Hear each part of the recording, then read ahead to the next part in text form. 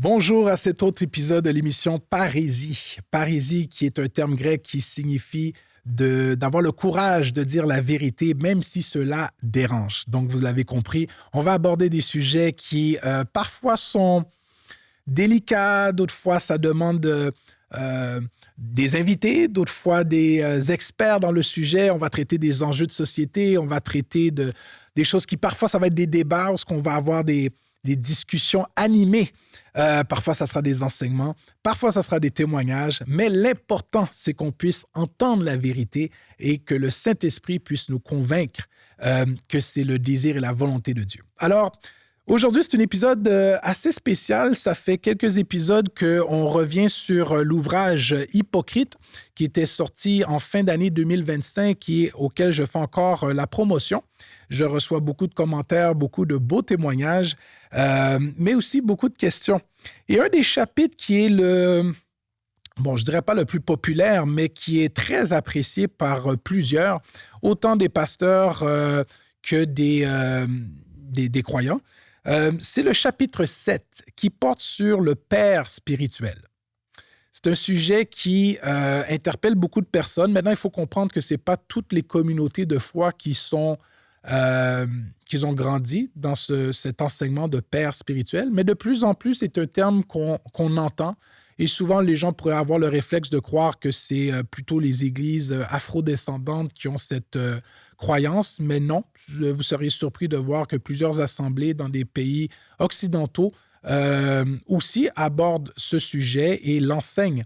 Je viens moi-même d'une assemblée où ça m'a été enseigné. Il y a eu même un livre qui a été écrit par celui que je considérais comme mon père spirituel à l'époque. Et donc, j'ai grandi dans ces enseignements en le croyant et même en ayant cet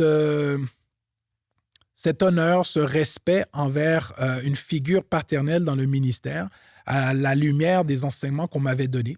Donc, c'est vraiment un terme qui est courant de plus en plus et qui se mérite d'étudier à la lumière de la parole. Je vois beaucoup de capsules sur les réseaux sociaux qui abordent le sujet et parfois, je suis très surpris des angles ou même des versets utilisés pour exprimer un tel sujet qui est délicat et qui peut, si c'est mal pratiqué, ou avoir des ouvertures malheureusement, qui pourraient amener à de l'abus.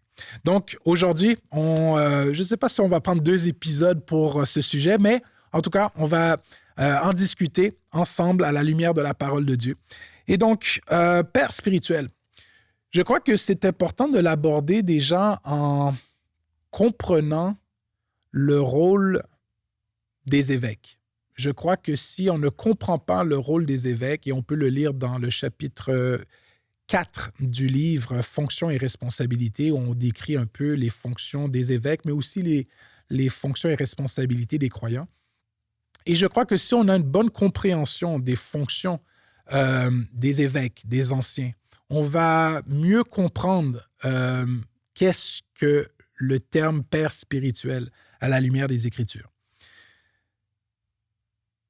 Les évêques, qui sont aussi les anciens, donc les évêques qui parlent du rôle, donc de prendre soin, et les anciens plutôt du terme grec qui nous parle d'une maturité spirituelle. Donc, ancien est un titre et l'évêque est la fonction. Et on va voir dans Acte 20, verset 17, que Paul va appeler les anciens d'Éphèse pour venir le rejoindre là où il était. Et Acte 20, 28, Paul va s'adresser à ces anciens et va leur dire de se garder eux-mêmes parce que c'est le Saint-Esprit qui les a établis évêques sur le troupeau de Dieu. Donc, on voit ici qu'ancien évêque, on parle de la même personne. Mais quelle est la fonction et les responsabilités de ces évêques? Dans le livre, vous allez le voir, j'utilise une expression, j'utilise les 3 P. Je dis qu'une des fonctions, c'est de paître le troupeau, Acte 20, 28. Donc, c'est une responsabilité des évêques de prendre soin du troupeau de Dieu. On peut y voir dans Éphésiens 4, 12 que le rôle des anciens est également de perfectionner les croyants en vue de l'œuvre du ministère.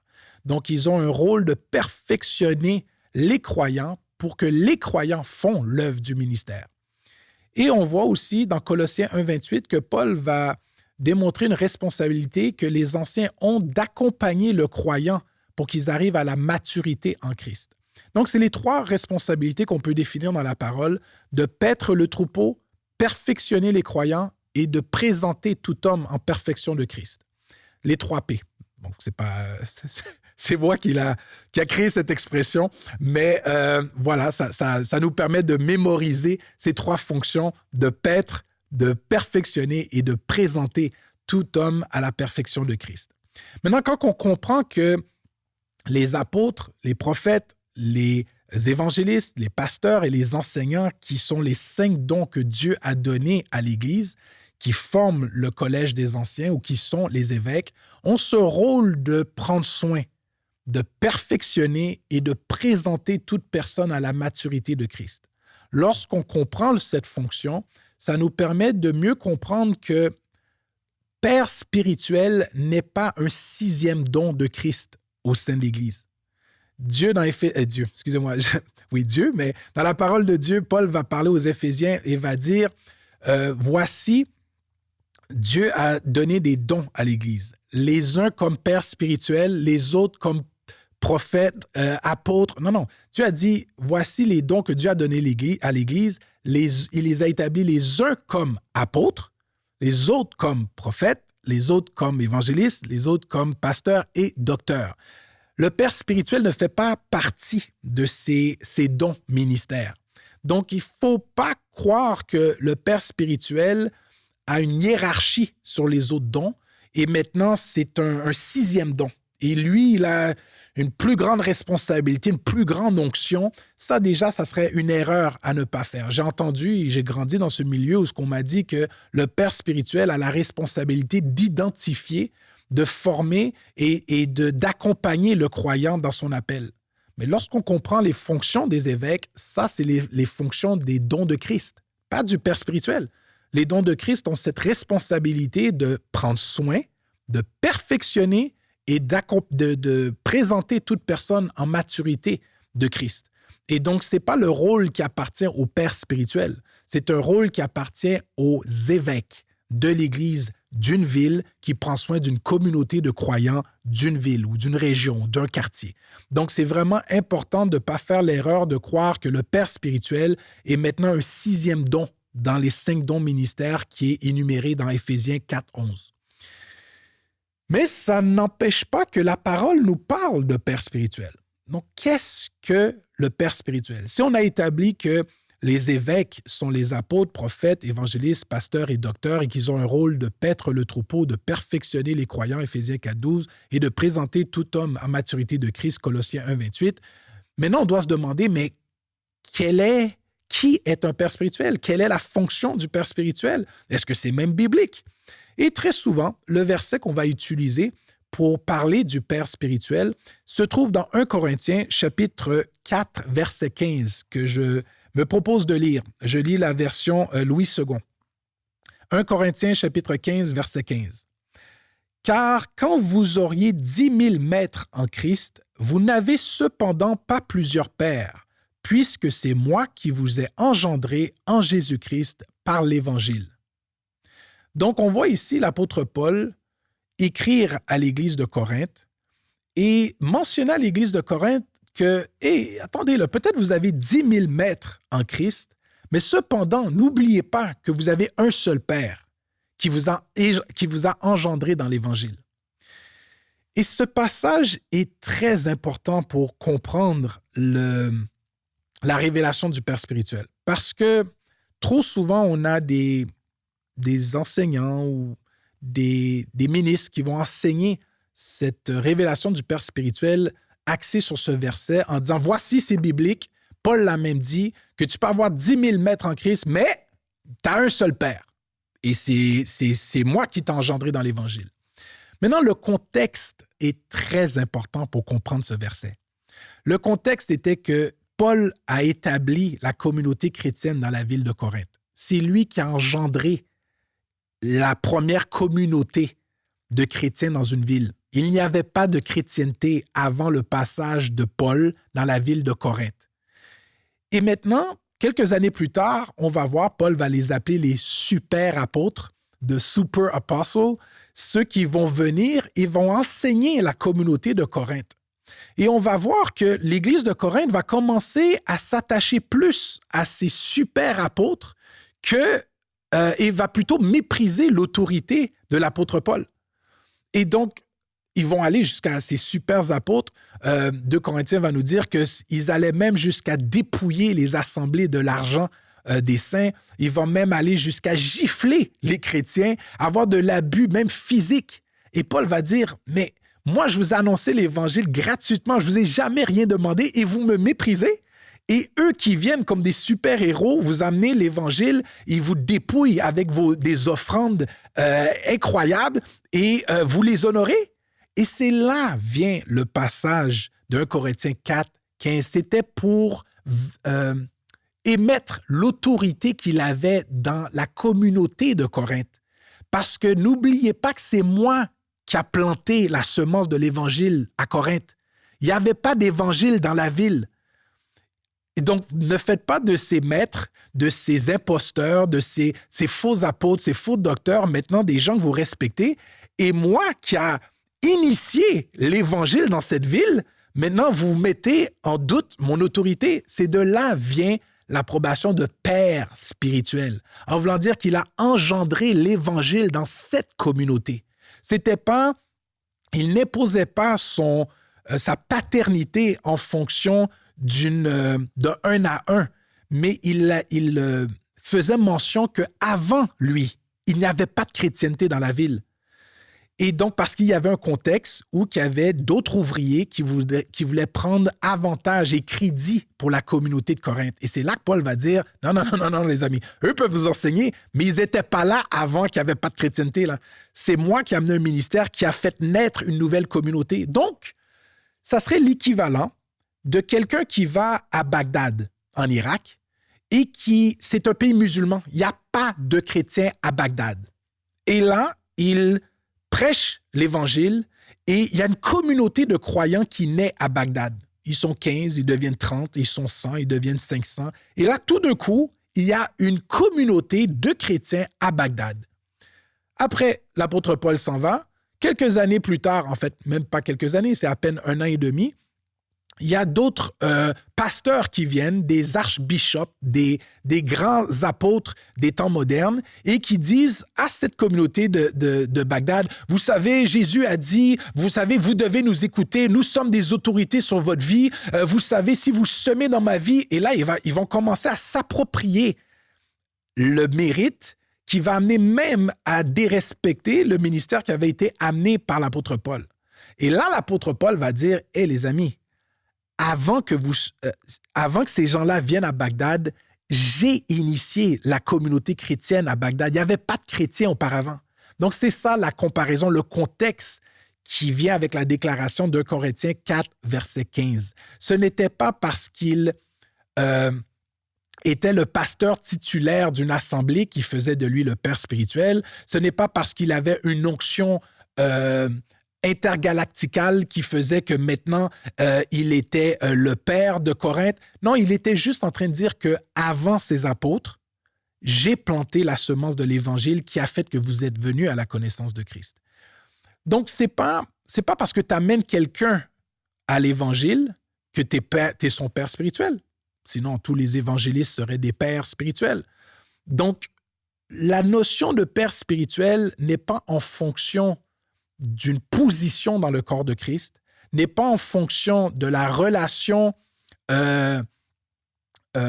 hiérarchique que tu as dans une assemblée. Ça ne fait pas de toi un 6e don de Christ. Ça n'amène pas un respect de plus sur les autres dons de Christ, mais c'est vraiment défini par l'œuvre de l'apostolat qui vient dans un contexte où il n'y a pas d'évangile et maintenant tu plantes une semence d'évangile, il y a une communauté qui naît. C'est très différent que d'ouvrir ton église, louer un bâtiment, tu as ton logo, tu as ton nom, tu invites les gens à venir au service. Maintenant, tu fais un appel au salut, des gens se convertissent et parce que tu as établi le ministère ABC Inc. Ministry of the Mount Zion, of the superpower. Là, c'est pas parce que tu as établi ton organisation que les gens de ton organisation sont tes fils et toi, tu es le père. C'est pas ça. C'est si tu vas dans un terrain ou dans le quartier ou dans la ville, il n'y a pas de chrétiens. C'est inexistant. Ils ne connaissent pas qui est Jésus. Et par tes enseignements et par ton œuvre, il y a une communauté qui naît dans la ville. Maintenant, c'est juste le sceau de ton apostolat. Mais ça ne fait pas toi le boss de cette assemblée-là. Ça ne fait pas toi où ce qu'il doit y avoir une hiérarchie. Ça fait juste reconnaître que c'est cet homme qui a amené le premier l'Évangile dans cette ville. Ça, c'est le contexte que vivait l'apôtre Paul à l'époque. Maintenant, ceux qui vont enseigner le sujet vont souvent se fier à l'Ancien Testament pour dire que même Élie et Élisée avaient ce contexte de père et fils spirituel. On a vu Élisée qui a appelé « Père, Père » lorsqu'il a demandé la double portion. Ça, encore une fois, c'est important de voir le contexte qui accompagne ce verset où on y voit Élisée recevoir l'onction du prophète Élie et va l'interpeller par la connotation de père. Et pour mieux comprendre le contexte, on doit lire 1 Roi, chapitre 19, versets 19 et 20. Et on peut y lire « Élie partit de là, il y trouva Élisée, fils de Scaphat, qui labourait. Il y avait devant lui 12 paires de bœufs, et il était avec la 12e. Élie s'approcha de lui, et il jeta sur lui son manteau. Élisée, quittant ses bœufs, courut après Élie et dit, « Laisse-moi embrasser mon père et ma mère, je te suivrai. » Élie lui répondit, « Va et reviens, car pense à ce que je t'ai fait. » Il y a quelque chose, il y a un geste que Élie a fait qui annonçait une nouvelle relation avec Élisée. Ce que Élie a fait était une culture juive, où lorsqu'un prophète mettait son manteau sur toi, ça signalait que tu allais être son disciple et que tu allais hériter de son office, que tu étais en formation pour devenir à ton tour un prophète. Et donc ici, c'était symbolique d'une pratique juive. C'était une culture juive où lorsque un prophète mettait le manteau sur quelqu'un, ça signalait qu'il devait l'accompagner pour hériter de son office éventuellement. Et donc, on y voit ici, dans ce passage où Élisée va interpeller Élie par le terme de père, on doit comprendre qu'Élie n'était pas juste un prophète. En fait, il était même le père du prophétique de cette époque. Donc, il était reconnu pour être un prophète d'une grande maturité. Et donc, culturellement, tu appelais le prophète avec une telle autorité le terme de père. C'était culturel, ce n'était pas scripturaire, ce n'était pas un commandement de Dieu, ce n'était pas une prescription, c'était culturellement, dans la culture juive, lorsque le prophète déposait un manteau et qui maintenant allait te former dans l'office prophétique, ça faisait de lui culturellement une fonction de père. Donc, on ne peut pas prendre une culture juive et maintenant en faire une doctrine dans la nouvelle alliance en Christ. Parce que le contexte de père-fils avec Élie et Élisée était strictement culturel sur la religion juive de l'époque, avec, comme on l'a pu le présenter, ce geste de mettre le manteau sur Élisée qui témoignait de ce qui allait lui arriver. Maintenant, il y a d'autres qui vont dire, oui, mais attends, même Paul va parler de Timothée, il va l'interpeller comme fils. Il va le faire à Tite, il va le faire à Philémon. C'est tous des gens que Paul va appeler ses fils légitimes. Alors, c'est biblique. Tu peux avoir des fils spirituels. Et c'est vrai, ça existe. Tu peux avoir un père spirituel, tu peux avoir un fils spirituel. Toutefois, il faut définir qu'est-ce que ça veut dire dans la parole. Paul, lorsqu'il va parler à Timothée ou Philémon, il faut comprendre qu'ils avaient une relation de proximité avec l'apôtre Paul. Et il y a ce type de relation qu'on peut avoir dans le ministère, où on passe de nombreuses heures aux côtés d'un homme de Dieu. On est dans leur intimité. Ils nous invitent à vivre des choses. Ils nous partagent des secrets qu'ils n'auraient pas nécessairement partagés à l'assemblée. Il y a une complicité qui se forme tel un père et son fils. Vous devez comprendre que l'apôtre Paul n'avait pas d'enfant, il n'était pas marié. Et donc, ces relations particulières qu'il avait avec certains individus dans le ministère, il le comparait à une relation père-fils. Parce que pour lui, c'était comme ses fils, parce qu'il n'avait pas de fils biologique. Donc, il va prendre cette comparaison pour signaler l'affection qu'il avait pour eux. Et on peut le lire dans plusieurs versets où on va voir ces termes de comparaison.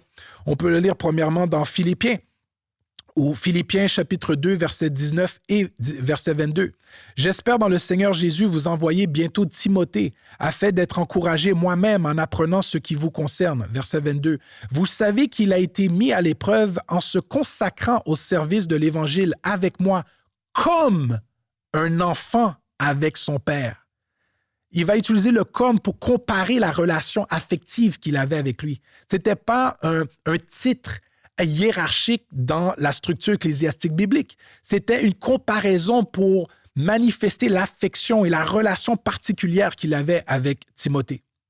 On va lire encore dans 1 Thessaloniciens, chapitre 2, verset 11. « Vous savez aussi que nous avons été pour chacun de vous ce qu'un père est pour ses enfants. » Il va encore comparer son affection pour ces personnes en fonction d'un père et ses enfants. Mais il ne va pas se dire « je suis votre père ». Il va plutôt signaler l'affection qu'il a pour eux, tel un père et son enfant.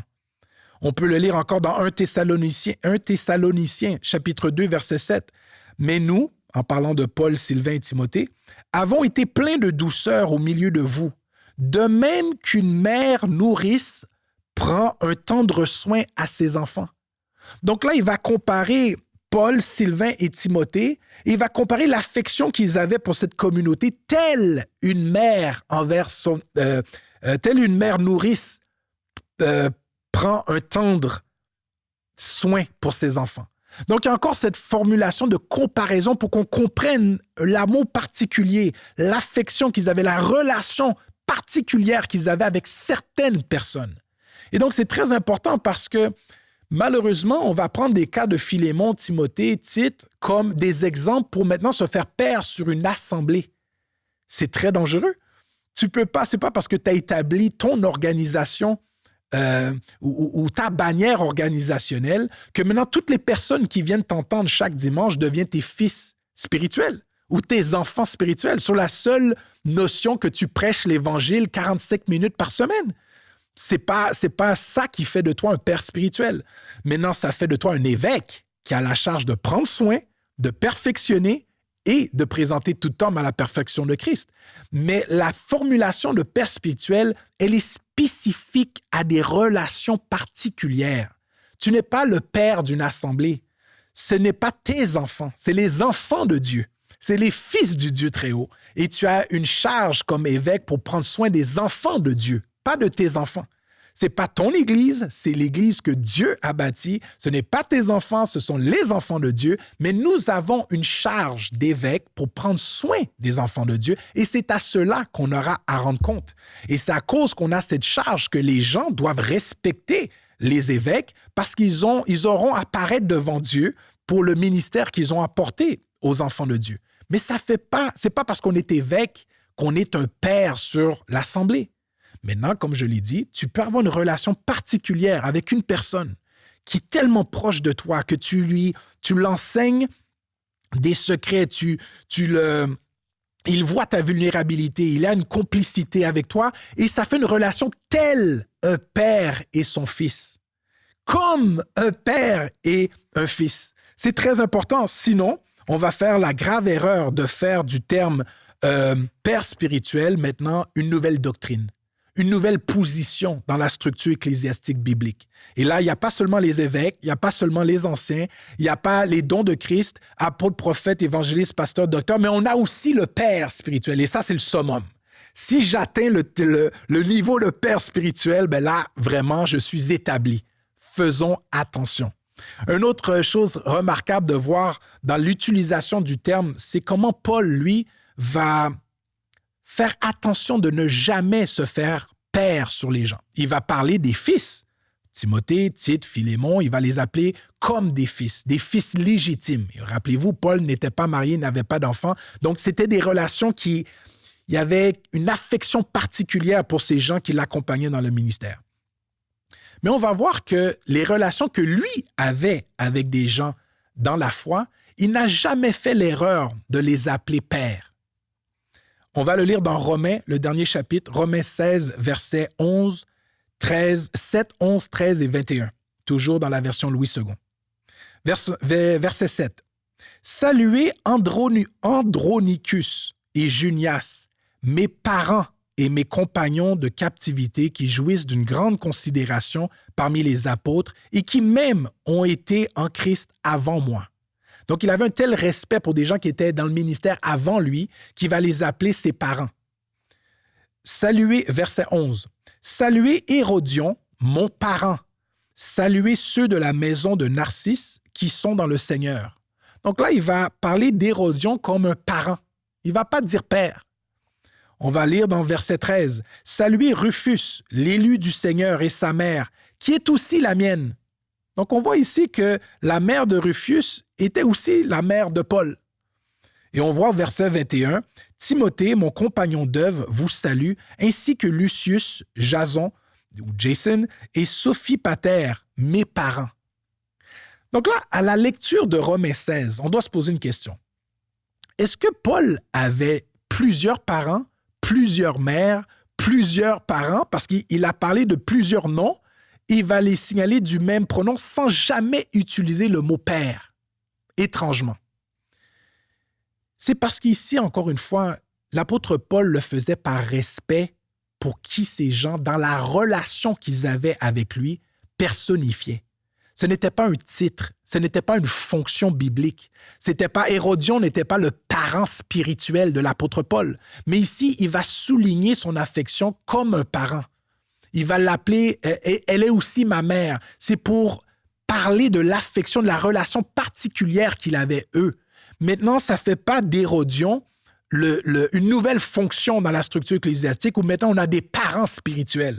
Ou encore que la mère de Rufus est maintenant la mère spirituelle de l'apôtre Paul. Non, c'était des termes pour signaler une affection particulière.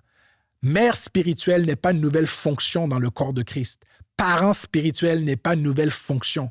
Qu'est-ce qu'on doit se poser? C'est pourquoi Paul n'a jamais pris le terme de père. Et là, bien entendu, on peut l'associer à l'enseignement du Seigneur qui va dire « N'appelez personne sur la terre maître ou encore père sur la terre, car vous n'avez qu'un seul père. » Et là, j'ai entendu des choses sur les réseaux sociaux qui m'ont bouleversé, comme quoi on peut avoir un maître à l'école, mais on ne peut pas avoir un maître dans le Seigneur. Oui, c'est exactement ça. Dans le monde, il y a des termes et il y a des règles et il y a des autorités, mais que dans le monde de l'esprit, on ne peut pas appliquer, car on a un seul Père dans l'esprit. Donc, c'est ça que ça veut dire.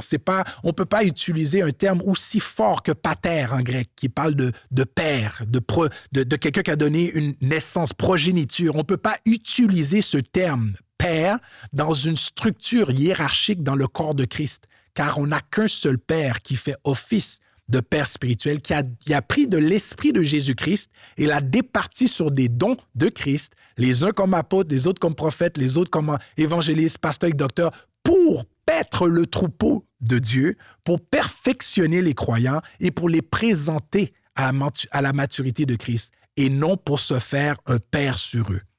Donc, c'est sûr que là, je vais très large dans mon explication. Je vous invite à acheter le livre et lire le chapitre sur le Père spirituel. Mais ce qui est important à retenir ici, c'est que oui, on peut avoir des relations spirituelles telles un père et un fils. Ça se peut.